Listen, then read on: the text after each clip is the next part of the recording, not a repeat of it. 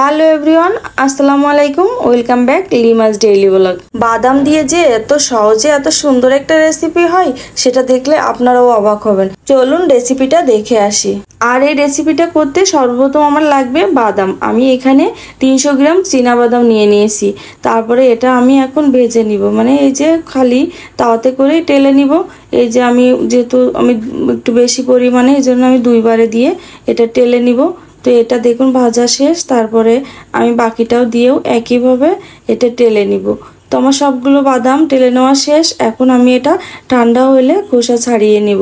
এই যে দেখুন খোসাটা ছাড়িয়ে নিয়েছি। তারপরে এখন এটা আমি ব্লেন্ডারে জারে দিয়ে এটা গুঁড়া করে নিব।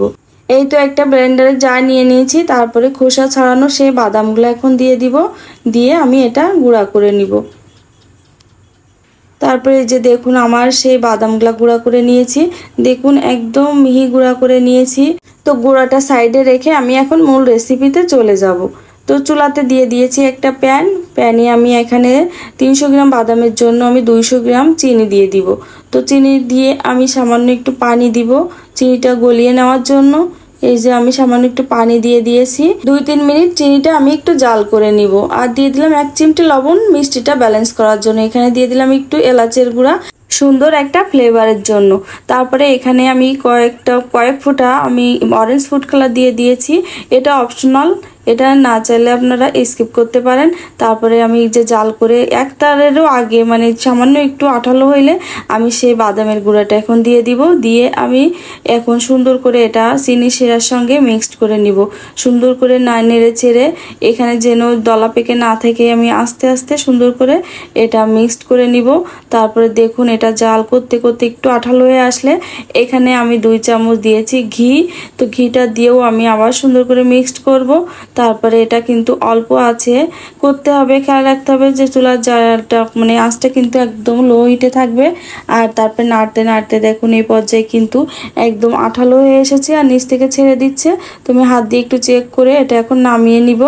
তারপরে আমি একটা ট্রেতে একটা প্লাস্টিক নিয়ে নিয়েছি। তারপরে উপরে একটু এই যে ঘি মাখিয়ে আমি এখন সেই ডোটা নামিয়ে নিব।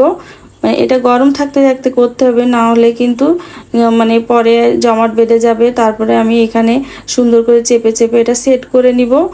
সামান্য একটু ঠান্ডা হলে এখন সেই প্লাস্টিকটা দিয়ে আমি এই যে আস্তে আস্তে চেপে চেপে রোলের শেপ করে নিব। তো সেই প্লাস্টিকটা ধরে আমি 2 মাথা একটু মুড়িয়ে দিব। তো এটা আমি কিন্তু নর্মাল ফ্রিজে রেখে দিব 2-3 ঘন্টার জন্য, বা হাতে সময় থাকলে আপনারা সারা রাতের জন্য রাখতে পারেন। এই যে তারপরে রেখে আমি এটা ঠান্ডা করে নিব। তো এই যে চেপে চেপে আমি এটা সেট করে নিলাম। এখন নর্মাল ফ্রিজে রেখে দেবো সারা রাতের জন্য। পরের দিন দেখুন আমি সেটা বের করে এনেছি। এখন সব মানে সেট হয়ে গেছে। এখন কেটে নেওয়ার পালা। তো এখন আমি সুন্দর করে আমি এই যে কেটে নিচ্ছি পিস পিস করে। আর বাদাম দিয়ে যে এত সুন্দর একটা রেসিপি করা যায় সেটা আপনারা আমার মুখের কথাই নয়, আপনারা বাসায় একদিন অবশ্যই ট্রাই করবেন। আর কেমন হয় সত্যি অসাধারণ এক কথায়। তো আপনারা বাসায় ট্রাই করে আমাকে জানাবেন কেমন হয়েছে। আর আমার ভিডিওটি যদি ভালো লাগে লাইক শেয়ার দিতে ভুলবেন না। আর এই মিষ্টিটা কিন্তু আপনারা বেশি করে তৈরি করে 1 সপ্তাহ ধরে নর্মাল ফ্রিজে রেখে খেতে পারবেন। আর এমন সুন্দর সুন্দর রেসিপি পেতে আমার পেজটিতে ফলো করে আমার পাশেই থাকবেন। দেখা হবে নেক্সট ভিডিওতে। আল্লাহ হাফেজ, আসসালামু আলাইকুম।